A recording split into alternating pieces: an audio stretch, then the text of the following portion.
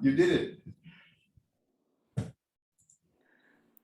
Okay, I'm going to start, okay?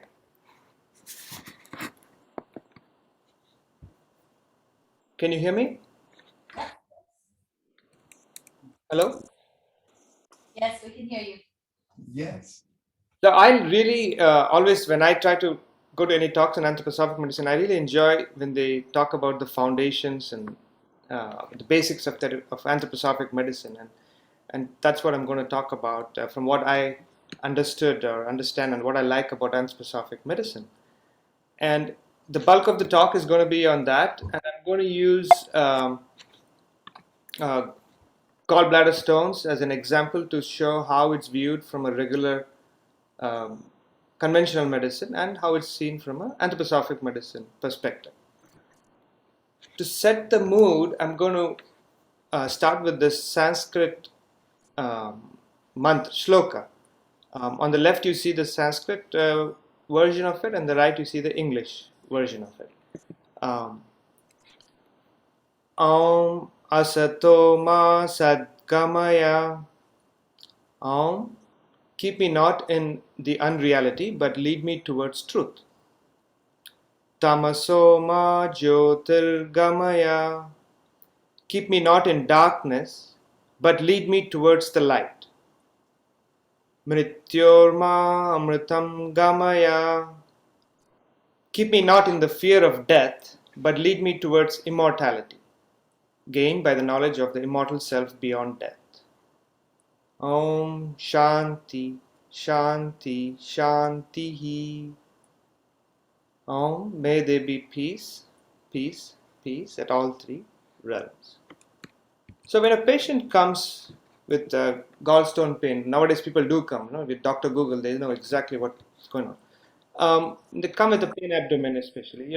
As a physician, all our training goes to all the subjects we studied in medical school, and we look at the anatomy, we think about the lab values and the pathology behind it, if there is any infection, the microbiology, and the whole gamut of things. And we are trained in a way that we look at a human body as a highly complicated technical apparatus, and there are multiple processes going on, multiple messenger substances, signalings, control organs like endocrine.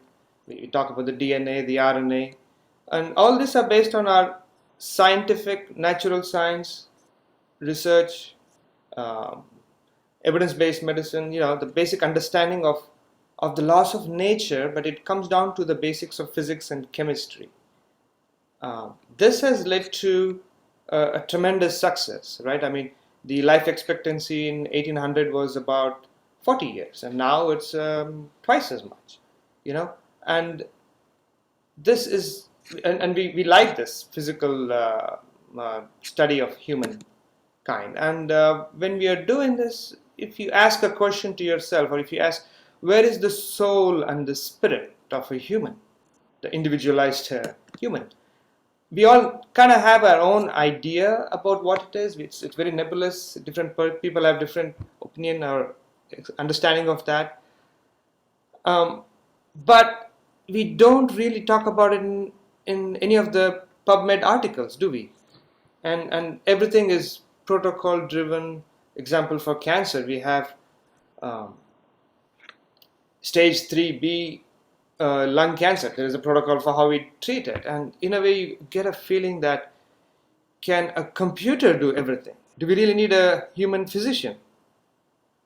They're even talking about radiologists is saying it's redundant. They take a lot of money, and they what are they doing? Just looking at the radiographs, CT scan, and then giving their opinion. So radiologists could be redundant, pathologists could be redundant, and really, if you are going to look at human as a physical body with all the specialists, they're just dividing the human being into all these various organs. We have the nerve specialist, we have the skin specialist, all the specialists. They're just a reductionist attitude towards a human being. And because we need that, a radiologist or an eye specialist cannot know everything about the heart. I mean, it's difficult. There's so much research, right? it's just natural that it's gone this way. The problem is, where do we see the soul and the spirit of a human being in this? And it's like this magnet, right? I mean, we are going to, if you look at a magnet, we see the North Pole and the South Pole. And if we do all the studies we can about the magnet, we're just going to be stuck in the magnet. We won't understand it unless we take it in a bigger concept of the earth. Because if there is no earth, we would never understand a magnet. In a way, looking outside the box, if you want to call, the whole universe, there is a mystery, right? I mean, there are a lot of telltale signs. We get this golden ratio, for example. I mean, and the Fibonacci sequence. They are all, they give an idea as to some sort of maybe there is a unifying principle. So having an open mind, getting out of this materialistic short-sightedness is what I'm trying to say to you guys. If you look at this Fibonacci sequence, right? I mean, this you have seen this figure. It's a shell, and there is some sort of an uncanny relationship of balance and harmony, not just in a small in a shell. It's also in the big macrocosm, right? Galaxies, we encounter this. We see natural phenomena. If I were to say what determines the shape of a leaf, we are all going to jump now and say it's the DNA, it's the RNA. But really, is that it? Are we sure? In fact, the DNA itself follows the Fibonacci sequence. It measures 34 angstroms by 21, which are the the numbers of the Fibonacci. And if you do the ratio, you get 1.61. So I think we need to look at it, expand our horizon, and we need to look at it a little bit more artistically, because when you're thinking artistically, like a poem or a song, it comes from deep within the soul. So we expand our ability to describe things. So if I were to tell you a tiger, let's say you've never seen a tiger before, and if I were to tell you all the classification of the tiger and the anatomy, the physiology, the whole gamut of the tiger based on natural science, the story is not complete, is it? But if I were to tell you about this poem on top of that, in addition to it, by William Blake, Tiger, tiger, burning bright in the forest of the night, what immortal hand or eye could frame thy fearful symmetry? And if you read the whole poem, it just adds something, right? That something is so powerful. It just changes the whole way of looking at things. And I think we need to expand our materialistic short-sightedness, which is due to circumstance and whatever the reason is, it's become the foundation of our medical science, and we have objectified the human. If you have seen the movie 300, within a few minutes of the movie, you'll see that they will have a newborn child, and there is a person who sees if the baby is all right, the dimensions are okay, if there's any deformities, and if there doesn't meet the standard of that time, they would throw the baby down the cliff. And you can say, you know what, that maybe they're objectifying the baby human, but it's a movie. I don't think we need to go to if situations, scenarios where it could be a possibility. If you just think about what happened 100 years ago, the whole medical profession was thinking man as a glorified animal, and they objectified, and Hitler abused that. The propaganda was using all medical terms, eugenics, then cleansing, social hygiene. He was saying, you used Darwin's survival of the fittest, and said if the Jews are weak and if they were in the jungle they would have died, so I'm just helping the nature. And so the more we objectify human as a physician, if we objectify, we're going to go down that slippery slope, which we have done before, and we cannot come back, because once people like Hitler take over, it's going to be terrible. So anthroposophic medicine is not just fashion, it's a cool thing to do, but it is extremely important. And we see to understand, we need to be, I'm going to use the right brain, left brain analogy here. We need to be a little bit more right-brained, I think. And sometimes when we see, when we go to right brain, we miss, the logic is off a little bit. In this song, in this poem itself, tiger burning bright, I mean, come on, it doesn't even make logical sense. But yet, it makes sense to us.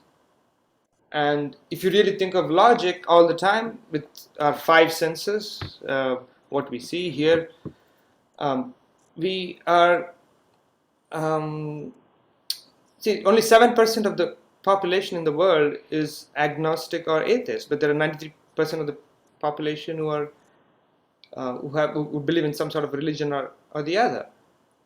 And you could say, yeah, that's all nice, but is it really practical? And I'm going to show to you that anthroposophic medicine is where practically spirituality meets health. And to go in that direction, I'm going to suggest we look at anthroposophic medicine from the basic concepts. One of the most important concepts is we don't prioritize the soma. And by just focusing on the soma, we ignore the other things. So we don't prioritize the soma, and we say that our understanding of the human being is complete if we look at all these four levels: the body, the life forces, the soul part of the human body, and the spiritual. And only what is accessible to our senses is the physical body. And what is physical body from an anthroposophic perspective? It's accessible to the senses, it's the thing we see, we hear, we feel, we touch, and smell, taste. And from an anthroposophic perspective, it is, you can understand this better if you look at a concept of death. So when a person dies, you have a corpse, right? And when the corpse is left to nature, all the earthly forces which are present in the mineral kingdom, right, in the earth, they disintegrate. There is no more growth. The form, everything is gone. The destruction and disintegration happen. The earthly forces do what they do. And when you look at the earth, when you look at the stone and mineral, and if you look at the chemistry, all the 118 chemical elements, it's really, there is nothing alive about it. It's all death. From looking at it from anthroposophic perspective, these chemicals interact with each other, and we have different chemicals forming our body, but it does not give the life force, right? The minute the moment death occurs, the earthly forces disintegrated. When the person is alive, the life force wields this earthly forces to serve a higher purpose. And we cannot see this life force. It is not accessible to our senses, and that's why it's called suprasensory. And in anthroposophic medicine, you'll see the suprasensory word a lot. And life force is called etheric body in anthroposophic medicine. Just like we have a physical body, we have an etheric body. It's a suprasensory. Anything that does not belong to mineral world really is the etheric body. And this gives us form, shape, and structure. Okay? Think of it as if you look at a piece of iron, and if you leave it in the nature, it rusts. It's forming a new structure. But that's not life. That's, if you think of thermodynamics, it's going to the lowest stage of energy. But think of leaf. It uses the minerals from the earth. It uses the carbon dioxide from the atmosphere. It uses cosmos, the ultraviolet rays from the sun. This is all science I'm talking about, right? I'm not even going spiritual yet. And we also use the moon, because the moon can, with waxing and waning, it can move the water. Using all this, it's creating a new substance, a carbohydrate. And if you imagine the entire world's plants into one leaf, we have all the substances that are created is new, and it's going to be used by every other living organisms in the world. And this leaf, does it really belong completely to Earth? No, it doesn't, because it needs the cosmos. So the interaction between earthly forces, cosmic forces, is what's causing life.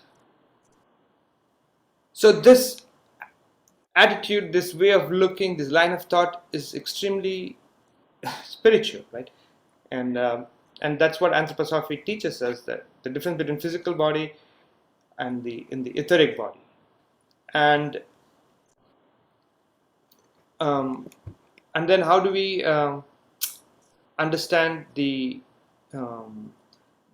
does this body, the etheric life, soul nature, and the spiritual, where does it come from and where does it go? That could be a question. So I'll tell you, for the body, it starts at conception, and the moment of death, it starts disintegrating and the body goes up.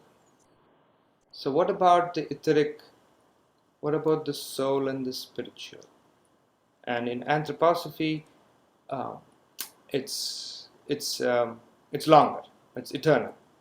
Okay, so there is a common belief that mind and consciousness they're all outcome of the processes going on in our brains. And I'm going to shake that concept a little bit by bringing this near-death experience. Right? It is it's triggered when there is some sort of a life-threatening episode, when the body is injured by like heart attack or a shock or a blunt trauma, maybe an explosion or a fall, and then the person is clinically dead. There is a cessation of blood flow and oxygen, and there are a lot of commonalities. It's found in all the continents. It's been described throughout the centuries, and in fact, in the US, we have this University of Virginia. In 1957, they had this department, and for 60 years, they've been investigating near-death experience and incarnation, actually. And they have come with a lot of guidelines. The first article is from Sam Parnia et al. There are about a dozen authors in that. Some from New York University Grossman School of Medicine, Stony Brook. Of course, there's one from Harvard, California, Riverside, 2 from England. They have these guidelines, and they talk about the standards. Over 60 years, they've come up with standards, because they have seen people who lie about it and who tell the truth. And so they've studied, obviously, and they talk about all the characteristics, and they have a scoring system. And they did the scoring system in the 1980s. They repeated in the 20 years later, and the people who were alive, they found a similar score. There were things like being pain-free, seeing a bright light at the end of the tunnel, a sense of feeling detached from one's own body and floating above it, seeing colors they've never seen before, hearing sounds they've never heard before, a feeling of peace, joy, a cosmic unity. And how do we reconcile with this enhanced mental capacity, thinking, perception becoming clearer and sharper than ever, at a time when our brain function is clearly impaired? All this indicates that mind is not just what the brain does. The accurate out-of-body perception says there is some sort of an independence between mind and brain, and the department. You hear any talk from them, you'll hear them say that death is not an end of all existence. maybe it's a change of state. So the common view that mind and consciousness are generated by the processes in our brain, we need to reconsider that. Moving along to the other concepts of human being from an anthroposophic perspective, the next one is healing is not a repair.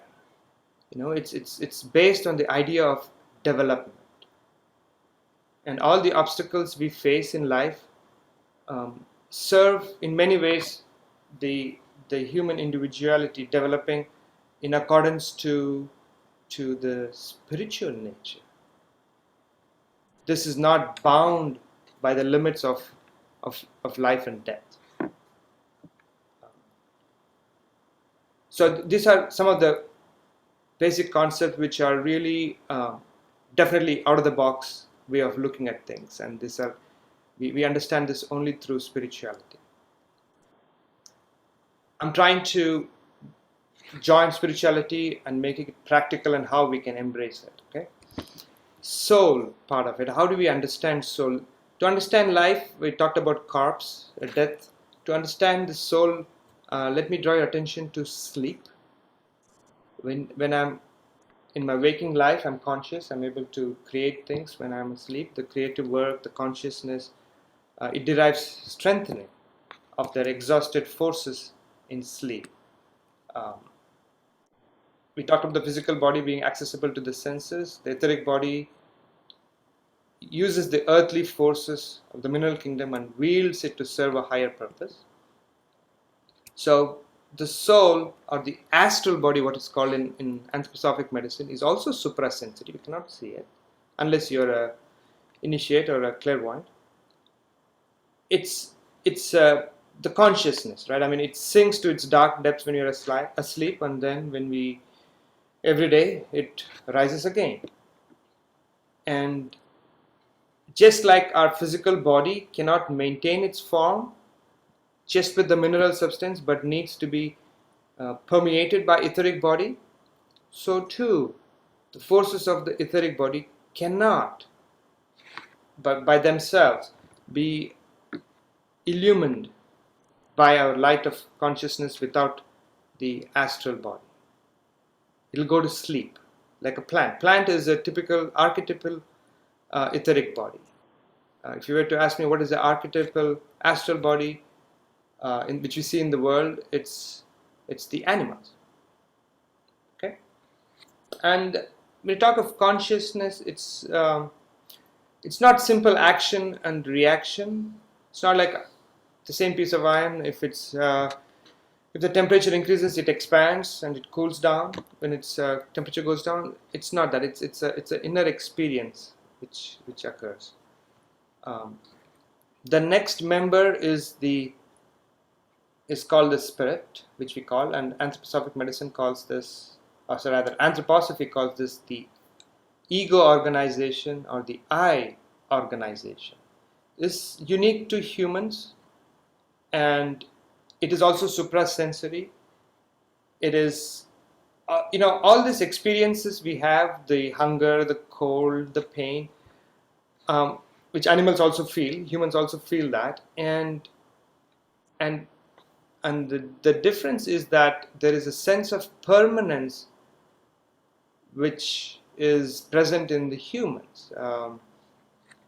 So this all these conscious experiences, some of them there is a sense of an experience of lasting, and that lasting, that memory of that makes us do things. For example, a tiger goes to hunt. We know it's hungry, so it's hunting. But a human being can transcend reason. He can go with the cravings he can go with the memory of that pleasure which he had, the sense of the consciousness of the pleasure which he had. He can use that and then go hunt, for example. And then there is a feeling of self consciousness, which is different from a group consciousness, which is seen in the animal world, in nature.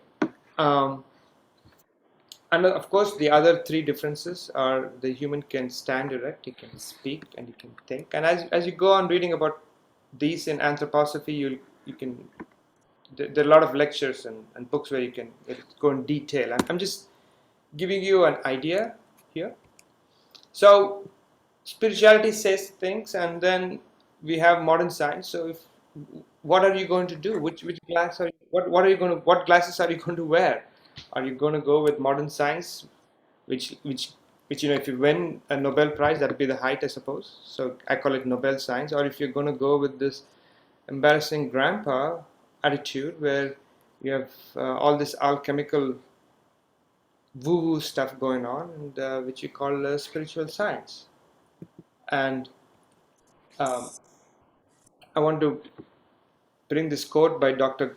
Solner. He's one of the uh, heads of anthroposophic medicine in the world, and anthroposophic medicine is practiced in about 60 countries throughout the world, and it's been there for 100 years, so there is something to it, isn't it? And he says anthroposophic approach does not replace the conventional medical training, nor will it underestimate the value of conventional scientific research. It rather seeks to extend the depth and scope of physicians' perceptual diagnostic ability and to enhance their capacity. So we don't have to choose between one or the other. Anthroposophic medicine, the art of healing is to be able to take one and the other and then see what works best for the individual human being in front of you. And the more you know of one, you can use that. The more you know of the other, you can use that. So it's a blend, and you are the artist, and you're given these colors, and you have to paint. So it's very rare to see a branch of a type of medicine which is you can use other modalities. Anthroposophic medicine, there are these three definitions which I like. On the left hand, you can see Dr. Rudolf Steiner. He is a PhD. He's not a medical doctor. Ita Wigman was the medical doctor. So together they were able to start anthroposophic medicine. The first definition is scientific or a medical exploration of the spiritual world, which sees through the one-sidedness of both the scientific world and spiritual world. They both become one-sided. We have to blend. Anthroposophic medicine penetrates into the supersensible world. We talked about the three supersensible, developing the forces in the soul that are striving for knowledge, and they are not yet active in our usual consciousness and science. They're slumbering. It has to be awoken. The third definition, which I love, is anthroposophic medicine starts with science, what the head can understand, artistically enlivens its concepts, and ends with the religious, meditative contemplation. It fills the heart with warmth. So why is it so complicated? Why can't I make it simple, And I want to quote this from Rudolf Steiner. He said in 1924, "The things that are given esoterically do not always exist to make life as easy as possible for us, but in a certain way the opposite applies. They are indeed also there to make life more difficult for us, to make us realize the difficulties of understanding the world, of really getting to know the world and human beings, so that when we become alive to these difficulties, we take the opposite path of development to the one which is so often pursued in our culture. We take the opposite to a superficial path of development. So by becoming alive to the difficulties, a person can be deepened in soul." So I like the bliss, but only sophisticated as opposed to the kiss.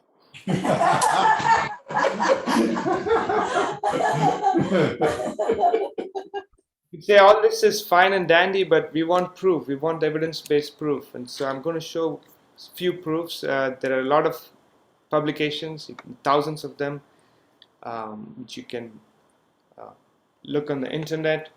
There is a book by Gurkha. It's called Internal Medicine, uh, which you can check out. And after every chapter, there's an old book of internal medicine. After every chapter, there are a lot of references, and all based on scientific, basic, evidence-based or peer-reviewed scientific journals. In this one, I'm going to show you to the methods section. I'm going to focus on that. It's a cross-sectional study of 6,000 children from 5 different European countries, and the result was features of anthroposophic lifestyle. So there is something called anthroposophic lifestyle. Isn't that cool? The effective use of antibiotics and antipyretics. You know, when you're publishing, you cannot say all the other things. You cannot bring soul and spirit into it, right? I mean, because no one's going to accept that journal. So using only regular standard medical terms, they're still able to show that there was a reduced risk of allergic disease in children. In this article, there were these two, which I picked up. There are many more. They're studying respiratory and ear infections, and when they use anthroposophic treatment versus conventional treatment, they got more favorable outcomes. And higher patient and caregiver satisfaction. Hello, what more do we need, right?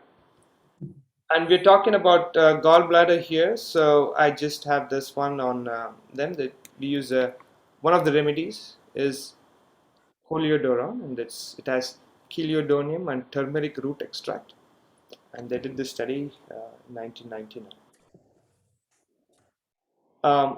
So I believe that practical spirituality meets health in anthroposophic medicine. We need a holistic medicine where there is a natural science foundation as well as a spiritual science foundation. And this is not just about some fancy ideas and just to satisfy the thirst of knowledge. It is more deeper than that. And Dr. Gurkha says that it is not only the patient who experiences, and through their disease and inner development, but the aspiration of a doctor for a medicine embracing the whole nature of the person also signifies the willingness for inner work and development. The anthroposophic medicine must be developed methodologically. It has to be worked on. It has to be researched. And to have a curative effect. So some of the concepts I'm going to tell you, or you're going to hear, you're going to learn, is like this balloon, right? Action is equal to reaction, and it's a very important concept to understand a rocket. And to go from a balloon to the rocket, it's hard work. It's not easy. It's not something I can memorize and then go on about it. It's not like I'm a computer. It has to be an inner work and inner development. And I hope that'll be a take-home message for you. So now getting a little bit more serious about it, these are the 4 constituent elements on the left, you see it. And then how do we experience them? Because we talked about the 4 different ones, each one of those 4 constituent elements needs its own type of understanding, its own cognitive method.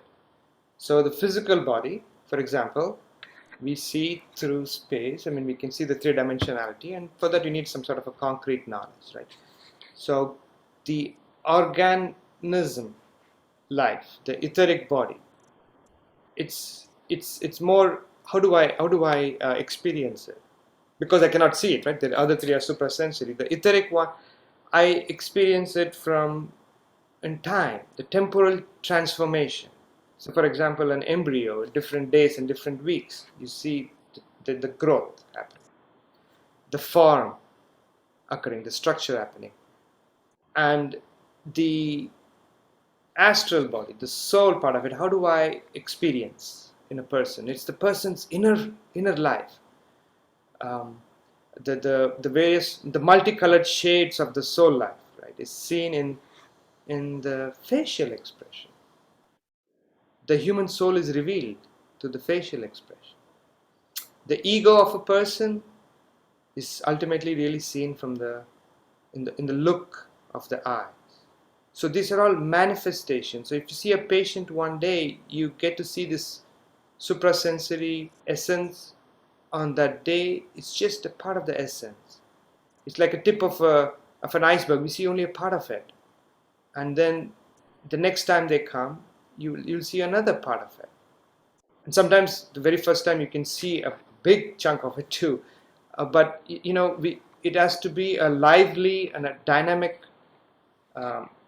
concept formation, which is what the understanding of these four constituent elements demands, really, its own kind of cognition. And in the knowledge of the higher world, or stages of higher knowledge, Rudolf Steiner talks about these as he gives another term for it, right? So just understanding the physical things is the concrete knowledge. If you contrast this with the etheric, the temporal life process, you think of it as a sentence with words, and we need to know where the word is in the sentence to get some sort of a gestalt of this sentence. And this is known as the imaginative knowledge in the stages of higher knowledge. And this gestalt formation is there in the formation of organs. This principle is there when the growth process, they all follow a sequence, an order. That is, hand cannot grow randomly, right? I mean, and if you have a cut, the wound, it heals just right. The whole body seems to be working as one unit with a gestalt. The nature of the soul, the facial expression I talked to you about, it's, first of all, none of the medical subjects will teach us that, right? To understand that, I cannot use just imaginative knowledge and concrete knowledge. Anthroposophy says we need a third type of knowledge, which Rudolf Steiner calls inspiration knowledge. By recognizing you have our own world of experience, and we use this as the script and language to reveal the soul of the person in front of us. The next one is the spirit of the other person, the inner nature. The other three types of knowledge won't help us understand this essential quality, the look in the eye.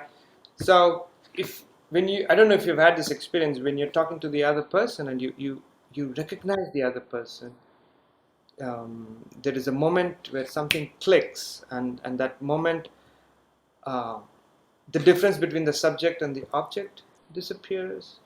There is an inner experience that we feel that there is no difference between the one who knows and the object of cognition.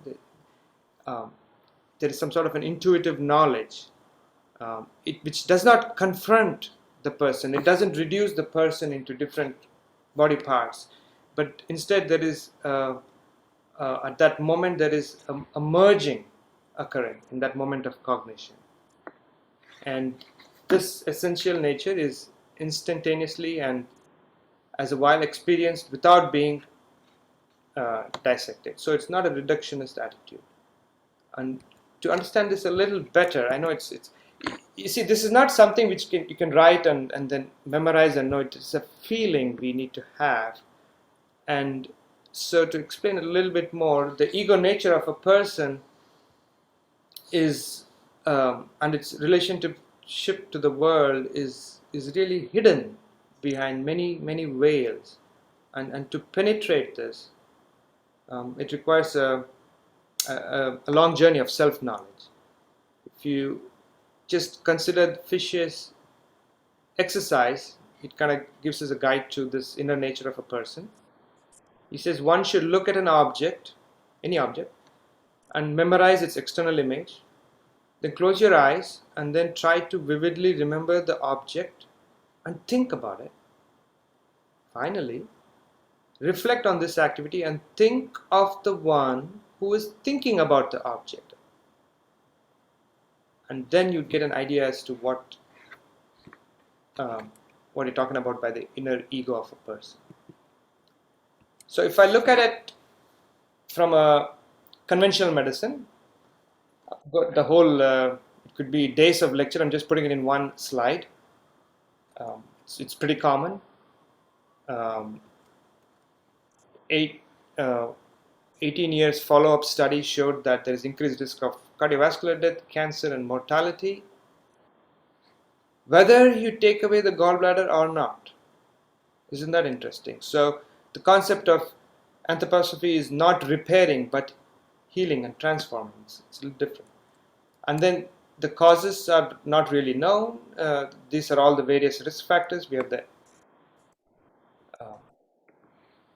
various risk factors, which ultimately says gallbladder stone is a mechanical obstruction, so we need to remove it. Right? It's pretty straightforward. How does anthroposophic medicine view this? So we'll go with each one and then see how it belongs to the physical body, how it belongs to the etheric body, how it belongs to the astral. So we're just talking about the gallbladder organization at this moment. Okay? So the physical body, of course, the stone is a mineral world. It belongs to the mineral world. It's a bile has the strongest tendency to solidify, and the sludge is very thick and solid looking, solid feel to it, and that's how it discloses its relationship with the physical. The etheric it's a fluid, right? I mean, it's a bile. It comes from liver. It's yellow and it's concentrated in the brown bile. And if the flow is held off, then it stays there, and that leads to more concentration and stone formation. Okay? And this flow goes on, continues, and gets excreted in the intestine. Sorry, the astral part of it. Astral, if you think of all the food we eat, we need to use a little bit of imagination here. We breathe in the air, we let go of the air. It goes from the atmosphere and comes back, right? The food we eat, all the stuff which is broken down, goes through the portal blood into the liver. So think of that as inhalation. And then what is sent back through the gallbladder into the intestine as exhalation. Right? So the exhalation part of it is done by the gallbladder, and these are all the things I'm going to talk about are all what are the things that happen in the gallbladder which are related to the astral, which is related to the soul nature of the gallbladder. And you can hear people say, look at the gall of that person. And that's the personality of a person. The next thing is it has a lot of cholesterol in it. Cholesterol is one of the most common ingredient for our brain, if you want to call that, and that's the nerve sense. As you study anthroposophic medicine, you'll hear about nerve sense, rhythmic sense, and metabolic sense. That is the threefold part of the human. I'm talking mainly in terms of the fourfold human. And that nerve sense part has a lot of cholesterol, and that belongs to the astral realm as well. And the bile acids as such is very acidic. The acidic nature also belongs to the astral realm. The gallbladder movements, right, and the peristaltic movement of the gallbladder, which shapes the calm flowing fluid exhaled by the liver, belongs to the astral realm as well. And of course, there are all this neurohormonal control with all this parasympathetic nervous innervation, the cholecystokinin, motilin, and the other hormones which act on this. And so astral body must function properly in this organic system if secretion of bile has to be normal. So astral body is very important. What about the spiritual part of it? First of all, the cholesterol, when it's metabolized, it gives a lot of heat. So that warmth is very important instrument for the ego organization.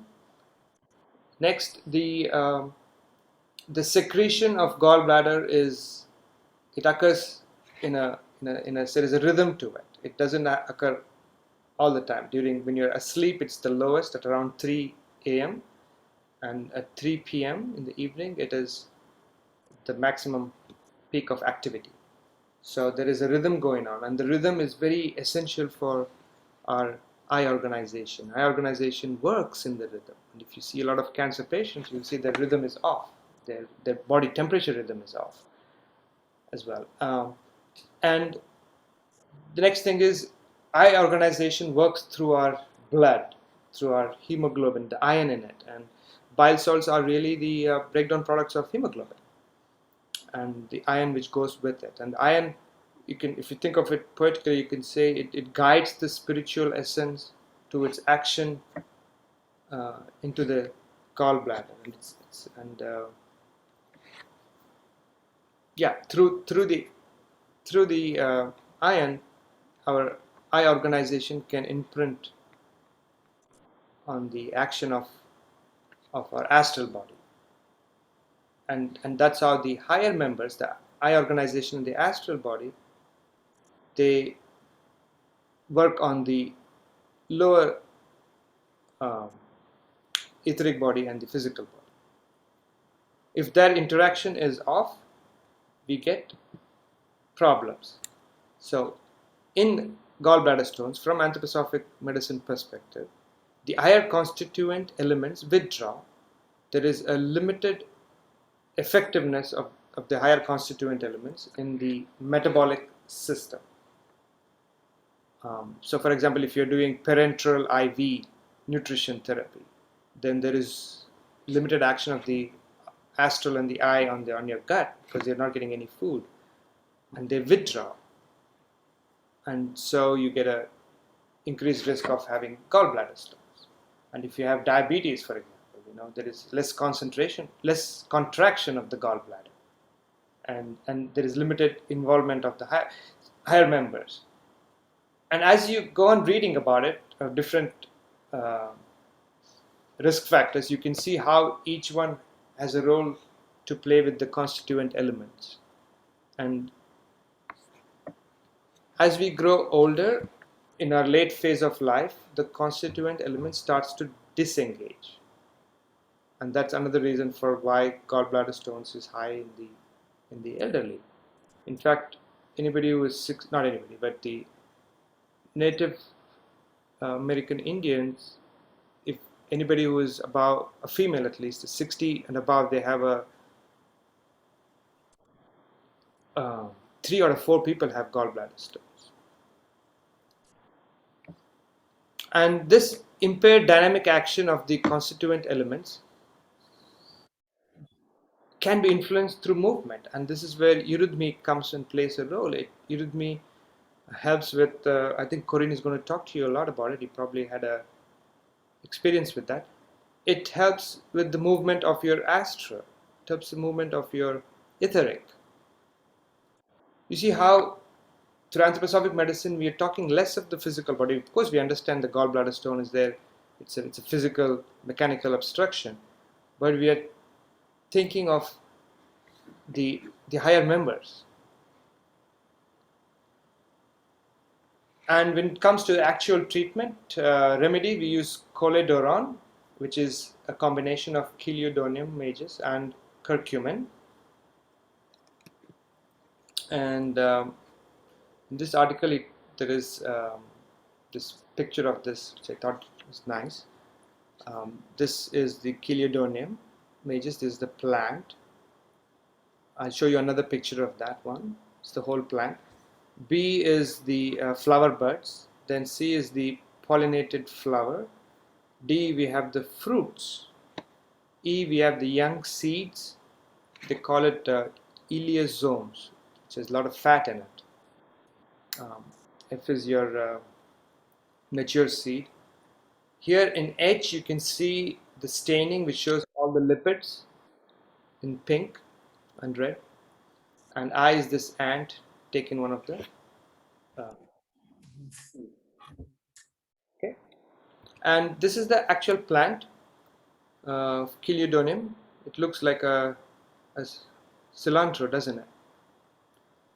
So what I'm telling you now about the plant is absolutely wrong way of going about it. In anthroposophic medicine, when you approach a plant, if you're going to do the plant study, you have to go without any preconceived notion, without any concept, a science free of concepts. Go look at the plant, be attentive, be present for the plant, like as though you're wearing a shoe. Its shoe, it's standing in its shoe. And that is our spiritual way of looking at it. And that, how do you think they all came with all these remedies? It's not like just didn't see a dog eating a grass and said, oh yeah, it's good for it throws up. So the dog, it's in nature. It's, we just look at animals and we follow it. No, it's not true. I mean, how do we know to mix multiple different plant preparations and mineral preparations to help remedies, to help with the remedies? It's this way of approach. It's the Goethean way or the spiritual way of looking at it.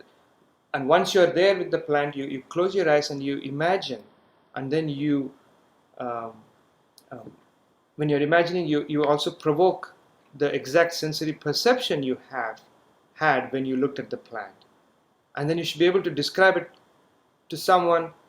So when they hear you talk about it, they should be able to draw your narration. And then you should be able to imitate and recreate this nature in a conscious level, to have an inspiration. For example, when I see the leaf and in the movement I see the tree, one doesn't have to be a clairvoyant to do all this. We can all do that. We just have to practice, and people do this all around the world. And when you do this, you'll be able to surprise yourself that you had all this ability which are lying in your deep within your soul, which is now waking up. And then you get this intuitive insight on the plant, and then when it occurs, when you do all the other three things we talked about, then you get the empirical phenomenon of the inner world.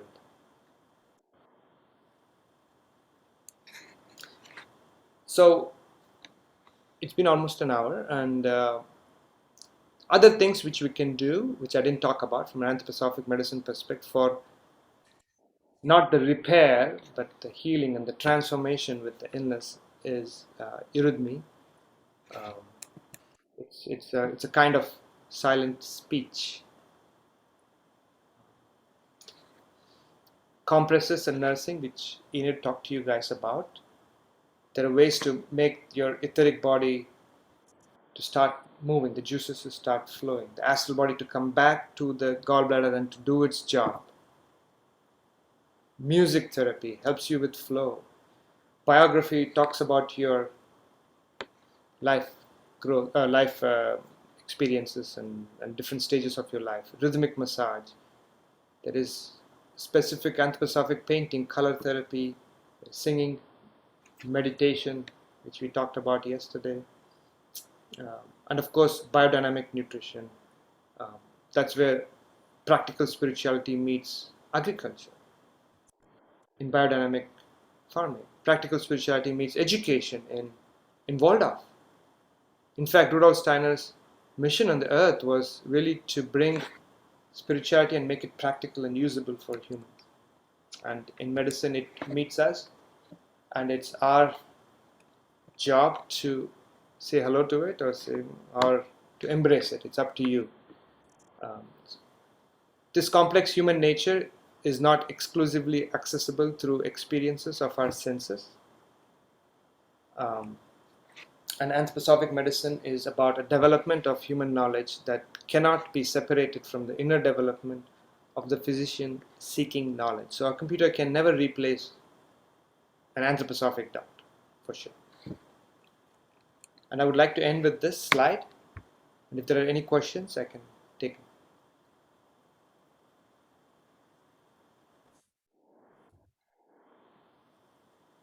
Thank you. Vinay, thank you so much. I don't know if you can still hear us through this little microphone. I can hear you loud and clear. Thank you. Great. Okay, so if there's any questions, maybe Enid, you could point to the camera, whoever wants to be brave and ask questions.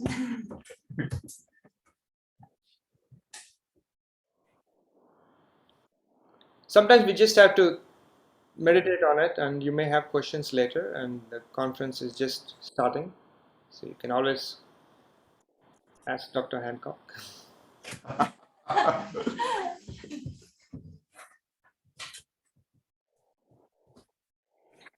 One thing that struck me while you're talking about the gallbladder and the eye forces was the newborn, because the newborn is born with jaundice all the time.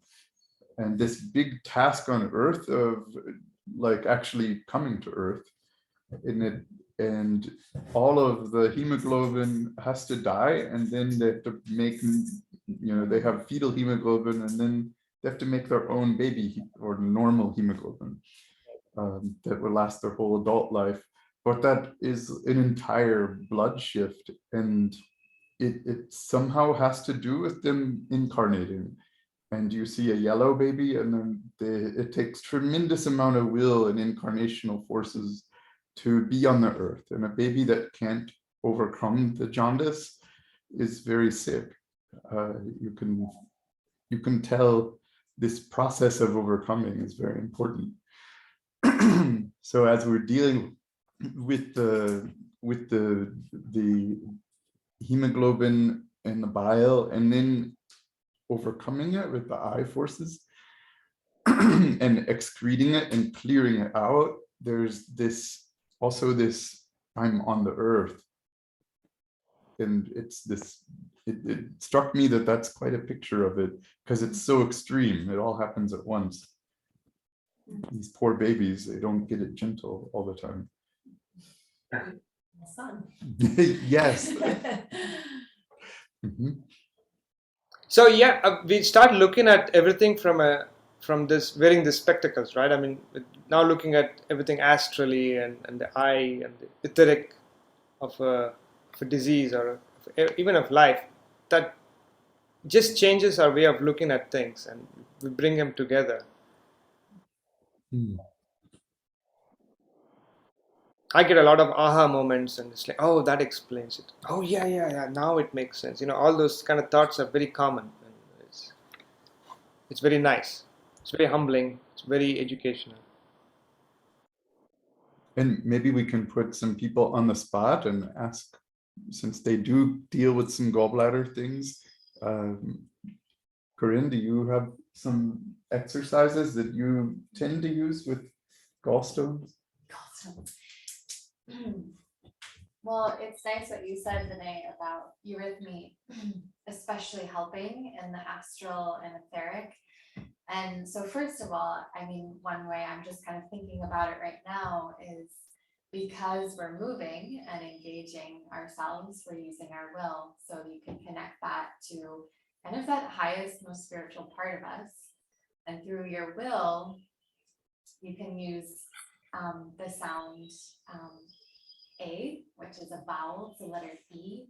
And right there, you're connecting with that soul, that kind of astral process. And then you can also work down into the etheric, which is connected to the physical with a consonant. They sound good. G. And yeah, those are two sounds that I can think of just off the top of my head to work with this process. And so kind of from our will, we're working through these different levels right into the body. And so it's nice to actually see your chart here and think about eurythmy. That's helpful. So yeah, and yeah, I think also, through my lens, it has a lot to do with incarnating and becoming an individual on earth.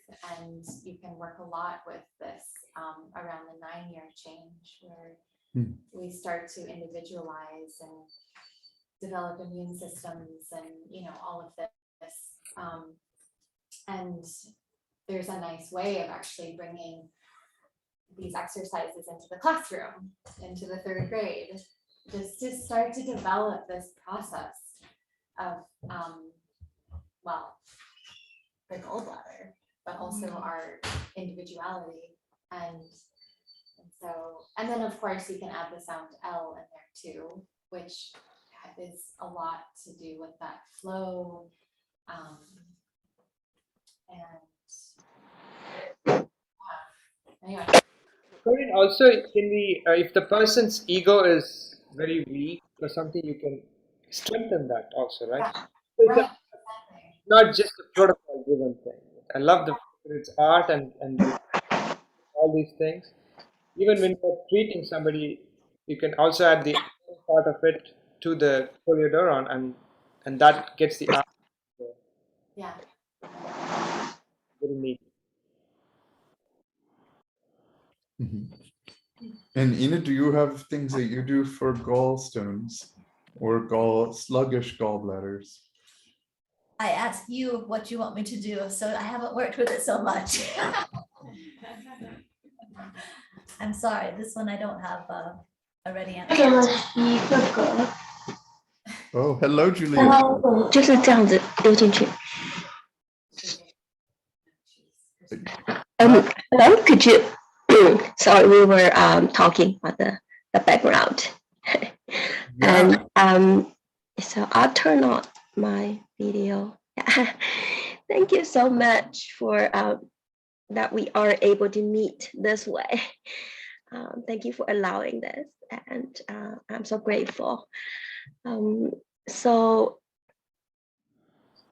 it's yeah, I was just in awe, and after so there was not many questions going on,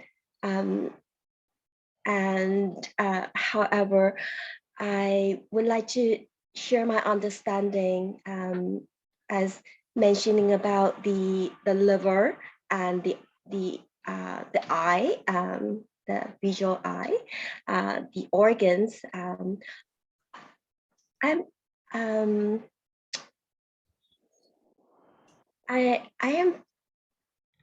I'm experiencing and also feeling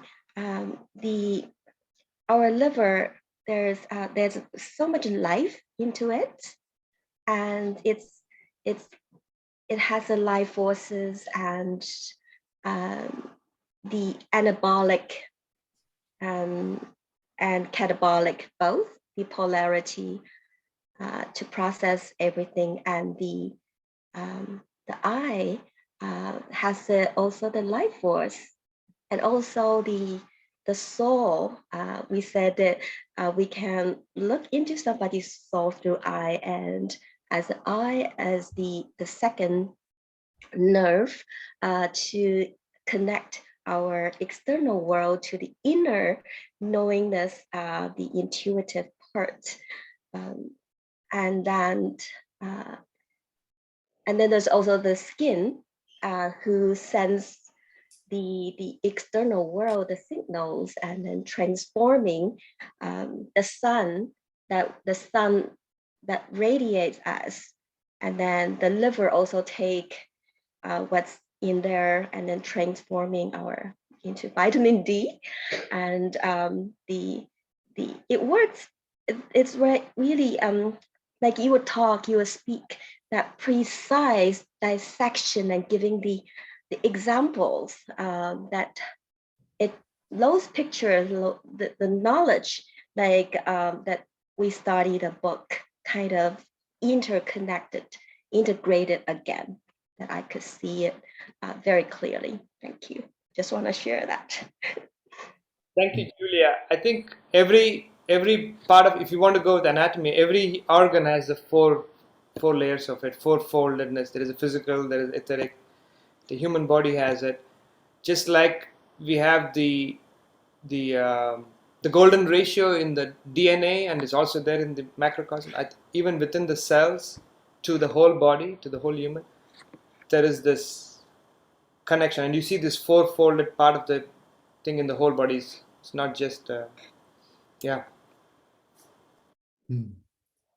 Yeah, and as you were talking, I was getting a sense of what are these organs doing, and they're very different from each other. In fact, there's a polarity, like what's actually healthy in the gallbladder, we would put people in prison for if it was in the hands. You're not supposed to go around and murder everyone and beat them up and break them down.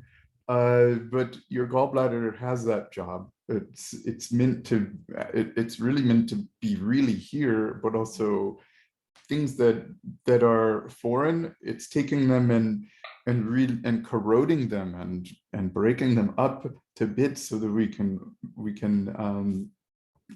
they can nourish us in their particles. And the eye is actually complete opposite of something completely sacrificial, but I think you can see that in the rods and cones. Your eye actually gets broken down as you in the process of vision, your eyeball, not the eye organization. That's always an anthroposophic conundrum of how to talk about that. But the eye is actually almost like Prometheus. It's as we're seeing the world, it's breaking down. Literally, we have to build it back up. The nerve, the piece of the nerve turns into two particles that then stimulates the neurons so we can have vision. And then that has to be nourished with blood supply to be built back up, or we won't be seeing anything anymore. But you can see this almost misplaced, the quality of the gallbladder. If you look at, sorry to be stereotypical, the fat female 40, but that's what we're taught in medical school. So some of that archetype, you see a great degree of frustration. So these forces are misplaced, actually. There's some, you can sense a little bit of pent up, I can't actually be on the earth incarnated as well as I need to be, fulfilling my mission. And therefore it feels, sometimes it goes elsewhere in the body in expressed emotions. At least I sense that, not just with females, obviously, but that picture, you do see that in a misplaced gallbladder process. You see it in misplaced hypertension process, etc. That the forces have to come down. They're there, but they find a different way into the human being.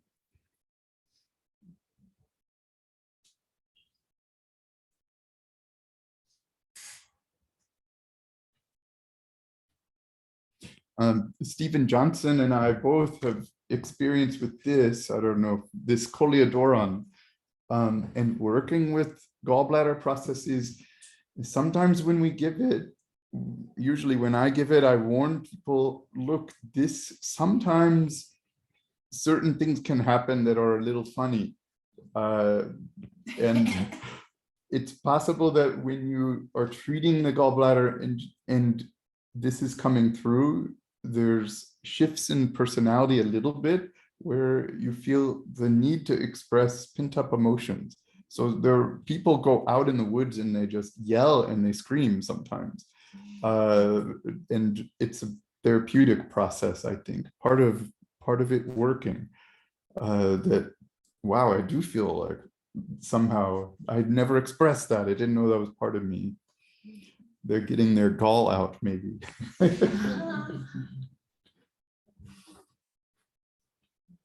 Well, that's how we use the word, to have a lot of gall.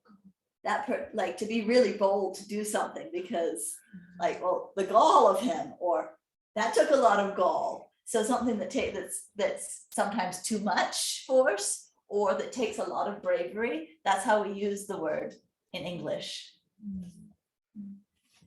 Yeah, I feel like we all need to get up and do this nice "you're with me" form. But also there's this relationship to the liver. So it's kind of like, are you working more with that like A, or are you working more with the liver and the L and the O, and that's kind of that end of the process.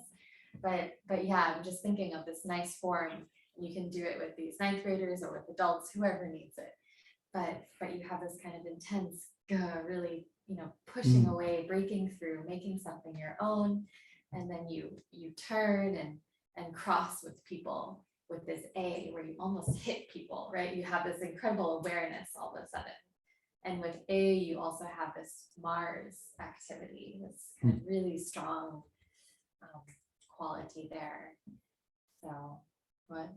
I was saying, yeah. Yeah, it's Mars. That sounds good. Yeah, we can all do some letters. That's our harmonizing sound. But anyway, so I was just thinking about this. But then you also have the more flowing L and things O also for that. Oh, nice. For thyroid. Oh, That's I can't. That's It's hard to remember that. You really have to. You really need to do them a lot. yeah, that's so cool. Yeah.